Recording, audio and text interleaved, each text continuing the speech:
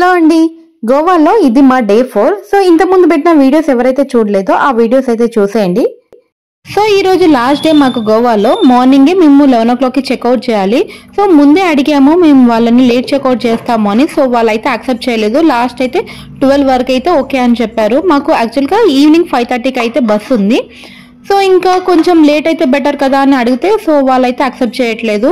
ఇంకా మార్నింగ్ అయితే ఉప్మా బ్రేక్ఫాస్ట్ చేశాను. ఇంకా ఎగ్ ఫ్రైడ్ రైస్ చేద్దాము అని రైస్ అయితే పెట్టాను. రెడీయా? బెంగళూరుకి వెళ్ళిపోవడం రెడీయా?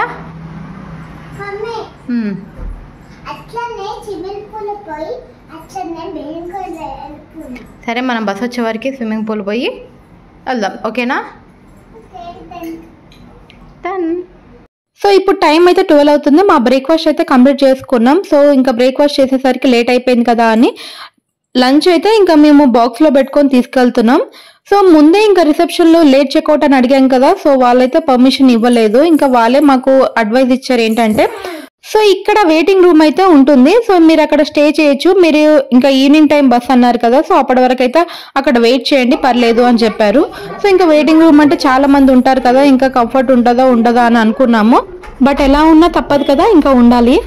సో ఇంకా మేము చెక్అవుట్ చేసి ఇంకా వెయిటింగ్ రూమ్ లో అయితే ఇంకా కూర్చున్నాము. ఇంకా మా అదృష్టం ఏంటంటే ఇంకా ఇక్కడ ఎవరు ఎక్కువ లేరు. సో ఇంకా సపరేట్ సోఫా, ఇంకా టీవీ, సో మనకి చదువుకోవడానికి బుక్స్ అన్ని అవైలబుల్ గా ఉన్నాయి. సో రూమ్ కూడా బాగుంది. ఇంకా వెయిటింగ్ రూమ్ టూర్ చేద్దాము అని ఇంకెలా అయితే చూపిస్తున్నాను, మీరు కూడా చూసేయండి.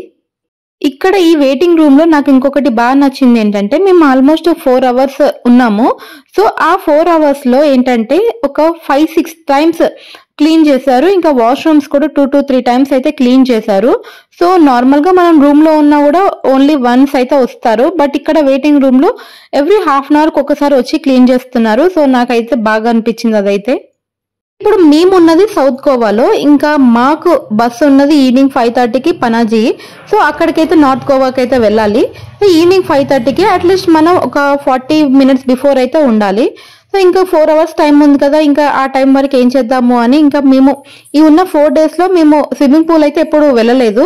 సో కాసేపు ఇంకా అక్కడ స్విమ్మింగ్ పూల్ లో కొంచెం కాసేపు టైం స్పెండ్ చేసి ఇంకా మళ్ళీ వచ్చి ఇంకా లంచ్ చేశాక ఇంకా స్టార్ట్ అయిద్దాము అని అనుకున్నాము. ఇంకొకటి ఏంటంటే, మా పాపకి పూల్లో దిగడం చాలా భయం. అసలు ఇప్పటి వరకు అయితే ఎప్పుడు స్విమ్మింగ్ పూల్ అయితే దిగలేదు. సో ఇంకా భయపడుతూనే దిగింది. ఇంకా వాళ్ళ డాడీని అయితే గట్టిగా పట్టుకుంది.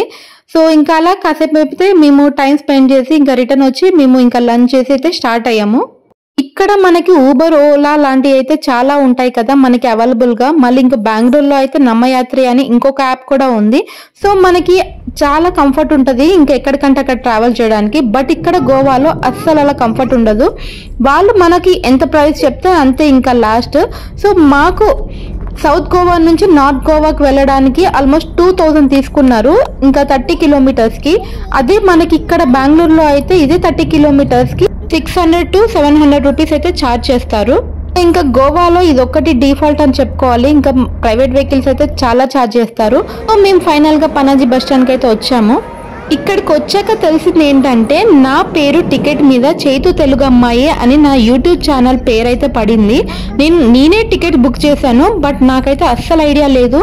అట్లీస్ట్ టికెట్స్ కన్ఫర్మ్ అయ్యాకైనా మేము ఒక్కసారి చెక్ చేసి ఉంటే బాగుండు నేమ్స్.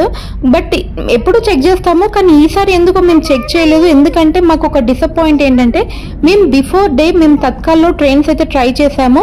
ఇంకోటి మేము ట్రైన్ టికెట్స్ చేసినా కూడా మాకు వెయిటింగ్ లిస్ట్ ఇంకా కన్ఫర్మ్ అవ్వలేదు.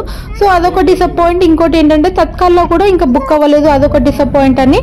సో ఇంకా బస్కి ట్రావెల్ చేయాల్సి వచ్చింది. ఇంకా స్లీపర్స్ కూడా ఏం లేవు. ఇంకా మేము సెమీ సీటర్లోనే వెళ్లాల్సి వచ్చింది అని ఒక డిసప్పాయింట్ తో మేము ఇంకా ఆ టికెట్స్ కూడా మేము చూడలేదు. ఇంకా ½ an hour బిఫోర్ ఇంకా మా హస్బెండ్ చూసి ఏంటి నేనేం చేతు తెలుగు అమ్మాయి అని పడింది అనేసరికి నాకు చాలా షాక్ అనిపించింది.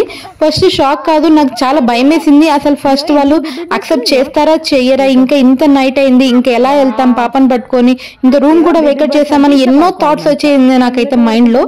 ఇంకా అక్కడ బస్ స్టాండ్ లో అయితే KSRTC సర్వీస్ అయితే ఉంటుంది కదా, సో అక్కడికి వెళ్ళి అయితే ఇంకా మనం అడుగుతాము అని అక్కడికి వెళ్ళేసరికి అది క్లోజ్ చేసింది. ఇంకా ఏం చేయాలో అర్థం కావట్లేదు, టైం అవుతుంది. సో ఇంకా వేరే KSRTC బస్ డ్రైవర్ని అయితే అడిగాము. సో వాళ్ళని అడిగితే వాళ్ళు ఇంకా రూడ్ గా సమాధానం చెప్పారు, మిమ్మల్ని అయితే ఎక్కించుకోరు, ఇది అసలు యాక్సెప్ట్ చేయరు, మీరు ఇంకా మళ్ళీ నెక్స్ట్ డేనే వెళ్లాల్సింది, లేకపోతే ఇంకా మళ్ళీ మీరు చార్జ్ చేసి ఇంకా వేరే టికెట్ అయితే బుక్ చేసుకోవాల్సింది అని ఏదేదో చెప్తున్నారు. ఇంకా మాకు ఇంకా టెన్షన్ ఎక్కువ స్టార్ట్ అయిపోతుంది.